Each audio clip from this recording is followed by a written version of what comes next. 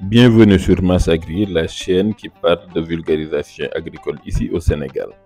Nous sommes accompagnés par notre partenaire Assol, l'entreprise leader des engrais granulés et des engrais foliaires ici au Sénégal.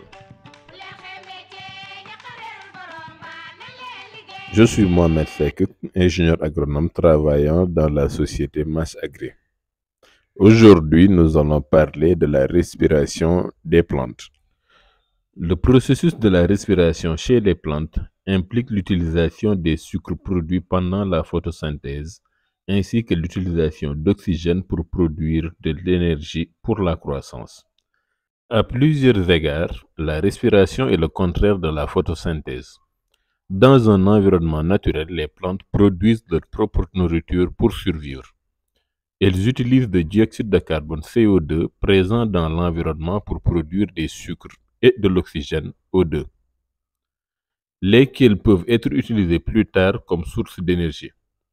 Tandis que la photosynthèse se produit dans les feuilles et les tiges seulement, la respiration, elle, se produit dans les feuilles, les tiges et les racines. Le processus de la respiration est représenté par la formule suivante. C6H12O6 plus 6 molécules de O2 donne 6 molécules de CO2, 6 molécules d'eau et 32 molécules d'ATP qui sont de l'énergie. L'ATP étant l'adénosine triphosphate. Comme avec la photosynthèse, les plantes absorbent l'oxygène présent dans l'air par les somates. La respiration a lieu dans les mitochondries de la cellule en présence d'oxygène. C'est ce qu'on appelle la respiration aérobie. Chez les plantes, il existe deux types de respiration. La respiration à l'obscurité et la photorespiration. Le premier type de respiration se produit qu'il y ait présence de lumière ou non, tandis que le deuxième se produit exclusivement lorsqu'il y a de la lumière.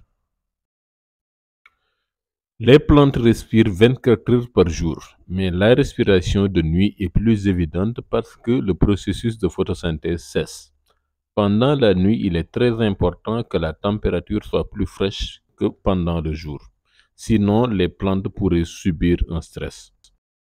En effet, si la température augmente la nuit, le taux de respiration ainsi que la température des plantes augmente. Cela peut entraîner des dommages aux fleurs et une faible croissance.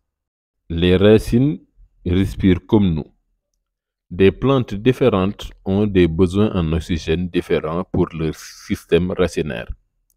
Les plantes dont le sol est engorgé d'eau ou excessivement sec développent parfois des racines à partir de la tige, juste au-dessus de la couronne racinaire. Toutefois, pour que ces racines puissent croître à l'extérieur du substrat, l'humidité relative ambiante doit être élevée. Il faut noter aussi que lorsque la température de la zone racinaire augmente, la concentration d'oxygène dans l'eau diminue. La respiration des racines est plus importante en production bio parce que la zone racinaire est remplie de micro-organismes naturels responsables de convertir les nutriments organiques en ions utilisables. Ces micro-organismes ont besoin d'oxygène puisqu'ils travaillent et respirent eux aussi. Donc le substrat, c'est-à-dire le sol, doit contenir suffisamment d'oxygène pour les racines et les micro-organismes. Donc il faut choisir un sol ayant une porosité élevée et qui est drainant, ce qui permettra d'avoir une bonne réserve d'air.